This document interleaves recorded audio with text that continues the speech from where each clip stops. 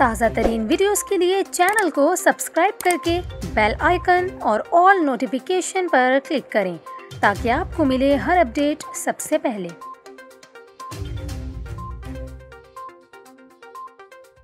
और अभी आपको बताएं, सिंध हुकूमत की जानिब से कराची से सक्खर तक बुलेट ट्रेन चलाने के मंसूबे पर गौर किया जा रहा है। BRT येलो लाइन प्रोजेक्ट से मुताल्लिक इजलास हुआ, जिसमें सूबाई वज़ीर ट्रांसपोर्ट शर्जील मेमन और आलमी बैंक के नुमाइंदों ने शिरकत की।